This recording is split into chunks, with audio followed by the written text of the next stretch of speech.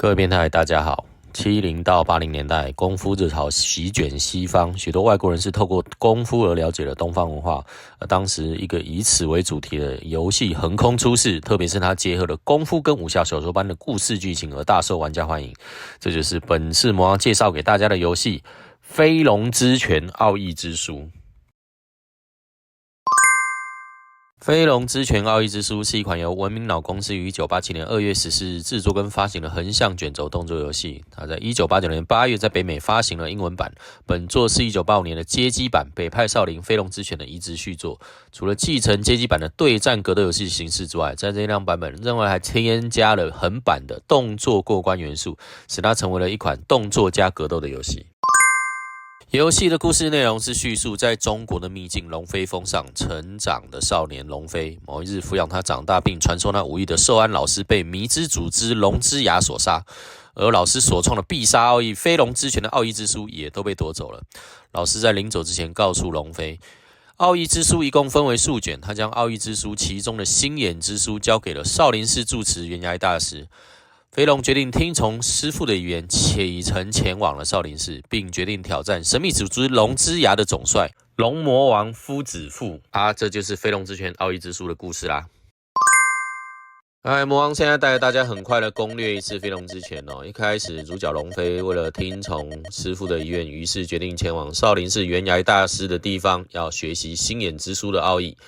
游戏分成道中篇跟格斗篇，我们现在看到就是道中篇一开始的话就是横向卷轴的动作游戏的形式。玩的方式其实很简单，就是你打倒一定的小喽啰之后，就会出现那个小头目比如说这就是个小头目，然后打赢他之后，他会掉下一个力的牌子，然后吃了之后一共要凑齐5个魔王就是为了时间的关系，就是快速改当你凑齐5个道具之后，就是打完5个小头目之后，你看打完一定了就会出现敌人，就会出现小头目。都把他打赢吃下力之后呢，凑足第5个就是有钥匙，然后你就直接冲到那个最前面的关卡这个地方，我们等一下就到了就可以直接开门。这个时候就可以拿到一个龙水晶啦。拿到龙水晶的用意就是在我们要凑齐封印的曼陀罗你看其实拿到中间这个，把曼陀罗全部都凑齐之后，才能够封印住最后一关的大魔王。好啦，接下来我们就要开始学习格斗篇的操作技巧了。飞龙之拳这款游戏呢，一共有2个系统。第一个就是横向卷轴动作的道中系统，主要是要收集道具的。第二个系统呢，就是它的格斗系统。所以我们到了少林寺的袁崖大师这边，剧情的安排马上传授给你飞龙拳心眼之书的奥义。其实这里面在讲的呢，也就是继承了街机版的飞龙之拳它的心眼体系。那这个东西要怎么操作呢？因为我们一开始选的就是儿童版的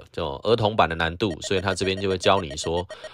你应该要怎么样做那个格斗还有就是攻击的方式。那如果你选的是专家就是专家难度的话，他就不会教你。所以你看，就是心眼系统很简单，所有敌人的弱点会出现在上中下，那你操纵的十字键只要按上中跟下就可以做抵挡了。那如果弱点出现在敌人身上，就一样按上中下系统的攻击这里就是很简单的教你怎么打。那魔王要先说他的心眼系统就是他有一点那个节奏也是有点 delay 的，也就是你必须要依照游戏里面的节奏做攻防。如果你按得太快或者是太慢的话，实际上就是我们在操作的主角他是没有办法及时的做攻防的，所以这个节奏的部分你要稍微体会一下适应一下。那么很快的这一边袁崖大师就在提醒你一下弱点的攻防的重点。那么接下来就是很快的我们要做一下少林寺的训练跟挑战啦。接下来对战因为时间的关系，我们用10倍快战。我们很快的挑战完了少林寺里面的2位师兄之后，袁崖大师在中间都会提醒你心眼之书里面需要注意的奥义跟事项。最后袁崖大师就亲自上场他要确认我们是不是真的把奥义全部都学会了。在打败袁崖大师之后，就进入到后面的情节推进的部分。袁崖大师表示，目前你已经把心眼之术的奥义全部学去了，但是少林寺同时也接受到了当初暗杀寿安大师的牙斗士们所寄过来的邀请函。他表示希望少林寺能够派人参加他们所举办的世界异种格斗大会。龙飞在跟原来大师谈过之后，他有决定代替少林寺出战，顺便要为他自己的师父报仇。于是这一边的情节就是往下继续推进，龙飞必须要到各个地区去参加预赛，然后通过地方的预赛之后，才能参加在纽约举办的世界一种格斗大会的决赛。然后在这边就开始陆续介绍参加的比赛的选手名称，像这个第一个就是哈亚朵也就是准人，其实他是后面飞龙拳2代3代里面的我们的伙伴。他是长头发的嘛，一开始设定反而感觉很像流浪汉，原来设定是空手道的，但后来就改成了他会日本古武术。然后值得一提的是什么？就是后面这位敏敏，就是看起来像女生的这一位，她也是后来我们在飞龙拳2代跟3代的伙伴。她原来的设定是天才的中国拳法格斗的少女，只是因为她的父亲也是被牙斗士所杀，于是她就为了报仇也参加这次的格斗大会。后面介绍的基本上都是一些摔跤手啦，然后踢拳选手。于是我们故事就要继续往后推进啦。好，来，接下来我们就是一样通过道中之后进到了世界格斗大赛的预赛。然后这个游戏比较重要的就是要打倒5个不一样的龙牙怪人。那每一个龙牙怪人的变身方式就是有规定了。那我们打第一个就是我们在预赛的决赛里面遇到的这个泰拳选手。他其实也是龙牙怪人的化身，那怎么把他打倒呢？就是很简单，第一个只要直接把他揍死，用什么方式揍死都没关系，然后他就会直接变身成龙牙怪人了。然后我们只要在游戏里面变身成龙牙怪人之后，再把他揍死，很快的就可以拿到第一个奥义之书。我们快转，很快的把他揍死之后就拿到了角的奥义之书。那我们就再打第2个怪人啦。好，来下一个关卡一样，我们道中很快的过了之后，然后打完2个选手，一个摔跤手，一个拳击手，把他们打败之后，然后也一样在决赛的时候就遇到龙牙怪人。这个乡巴佬，他变身的方式就是先在他的头上大跳要飞跃4次之后，你看来回飞跃4次之后，头上会出现这个死亡之星，打了之后他就直接变成龙牙怪人啦。然后我们再把他打败之后，就可以得到下一个奥义之书全之书啦。值得一提的是，每一次我们拿到新的奥义之书，龙飞身上就会多新的装备。你看那个角之书拿到就有护脚，全之书拿到就有护手，所以我们就接着打后面这一关吧。在这一关我们顺利的度过了道中之后，在复赛打赢第1个拳击手跟第2个摔跤手之后，就会遇到这个虎面的T级摔跤手。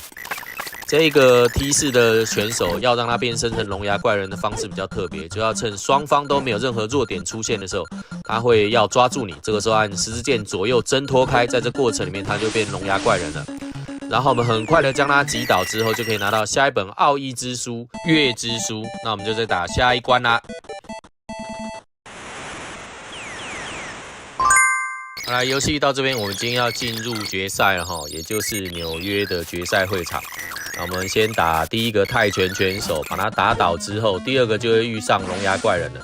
这个龙牙怪人的变身方式就是先用飞龙拳打中他之后，他头上会冒出死星，再把他打败，就会变身成龙牙怪人。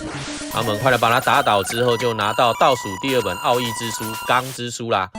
你看这个时候我们的奥义之书只差1本啊，接着我们把后面这个面具选手打败之后，就可以再打下一个龙牙怪人。好，来最后1本奥义之书在这个恶魔摔跤手身上，那变身的方式是先摔他2次之后，他的脚底会出现青色的弱点，这个时候再扫腿，他就马上变身成龙牙怪人了。然后我们再把他打倒之后，就会拿到最后1本奥义之书跳之书。这个时候我们就把所有飞龙拳的奥义之书全部都凑齐了。这时候我们可以看到曼陀罗里面就是基本上6本书都凑齐了。然后我们接着就要打总决赛啦。在进入到总决赛之前，我们最后还要对击1位拳击手难度其实没有很高。那我们最后就是要对上龙魔王夫子夫了。跟夫子夫对打的过程里面，其实你直接把他打倒，他就会变身成最后的龙斗士龙牙斗士。这个过程里面，他的攻防速度是比较快的那个反应快点，其实应该问题也不大啦。比较大问题是那个节奏常会顿呆。好啦，我们把他打倒之后，就等于说为师父复仇了哦。那当然也是很高兴的事。不过这个时候游戏里面的故事就说到啦，你看，恭喜你获得了世界格斗的冠军。但是呢，这里就出现了一个画面，也就是你已经死去的师父寿元师父跟你说啊，龙飞啊，虽然你干得很好，但是呢，你的封印曼陀罗里面少了4颗水晶球，所以封印是不完全的。所以意思就是你要打2周目，然后再把4颗水晶球凑齐，才能够把那个龙牙怪人龙魔王他们都封印住啊！你看他现在就跑出来呛下，哈哈哈！你做这些封印曼陀罗波做马西波好啦，哈哈哈哈！所以我们就要来打2周目啦。好来，为了凑齐封印曼陀罗，我们在第2周目的时候就沿路上要打龙神像，然后把4个水晶球给凑齐。那魔王这边很快的摘录4个水晶球所在的位置，像第一个就在这里打了就有那第2个水晶球在的位置其实也很好找，所以各位变态只要依照魔王跟你讲的地方直接找就拿得到了那这个水晶球是在后面，我们跳上去拿一下。来，比较麻烦的是第4个水晶球，第4个水晶球你在这个地方要连续去触碰魔王所说的这个位置在地板上就会出现那个寿安师傅的那个头像这2个都触碰到之后，然后你再跳到下面去，触碰完之后再打旁边的神龙像，就可以拿到第4颗水晶球了。那我们在2周目就是进入世界格斗大赛的总决赛，打赢了魔王夫子夫，也就是龙魔王之前的这个拳击手之后，我们所收集齐全的封印曼陀罗，然后它会发光，就画面就会像这样突然跳出封印曼陀罗的图样，然后我们才进入打龙魔王夫子夫的画面。这个时候你就知道这样子就是我们的封印有起作用了。于是我们就跟他快速的进入了对战的状态，然后魔王这边一样会快转因为就是不然打的话会花很多的时间所以我们就赶快揍一揍。那虽然在攻防的时候就是双方打得非常激烈但魔王觉得比较大的问题是他的判断是有问题的啦我几挂片不好。好啦，最后飞龙拳把他打倒之后，我们就可以进入到破关画面啦。